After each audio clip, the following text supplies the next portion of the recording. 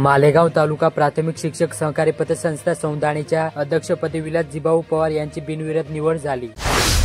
मनमाड येथील संत बांचा चर्च येथे नाशिक धर्मप्रांत आयोजित धर्म परिषद 2025 ही मोठ्या उत्साहात पार पडली। प्रमुख धर्मगुरू रेल्वे दरबारा सिंग बिशप ऑफ नाशिक धर्मप्रांत हे अध्यक्षस्थानी होते। खरीप हंगाम 2024 मध्ये दिनांक 19 ऑक्टोबर ते 24 ऑक्टोबर मध्ये येवला तालुक्यातील सर्वोच्च गावात अतिवृष्टीने झालेले नुकसानीचे 8203 दावे निकाली निघाले असून पीक विमा योजनेचे 17,37,56,56,000 रुपये तालुक्यातील शेतकऱ्यांच्या खात्यात जमा झाले।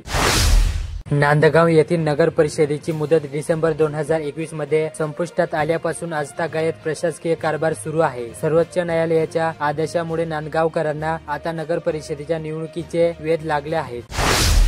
मालेगाव शहरातील 4 नागरिक रविवारी दिनांक 18 रोजी छत्रपती संभाजीनगर येथे कामानिमित्त निघाले असताना चाळीसगाव तालुक्यातील पिलखोड येथे झालेल्या 3 वाहनांच्या अपघातात कारमधून प्रवास करणारे अतिक अहमद अब्दुल खालिक आणि अब्दुल कद्दूस मोहम्मद इस्माईल हे ठार झाले।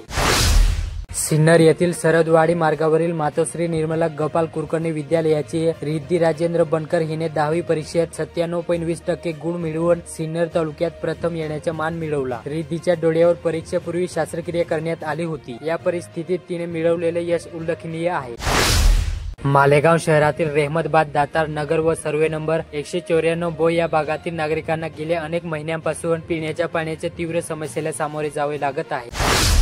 जायखळा येथे मोसम नदी पात्राच्या पाण्यात पडून बुडाल्याने एकाचा मृत्यू झाला। प्रवीण सोनावणे राहणार वारसा तालुका साक्री असे मृत व्यक्तीचे नाव आहे। पोलिसात अकस्मात मृत्यूची नोंद केली। दिंडोरी रोडने पेठ रोडला जाणाऱ्या दुचाकीला समोरून भरधाव आलेले मालवाहू जीपने धडक दिल्याने विजय बोर वय 32 याच्या जागीच मृत्यू झाला।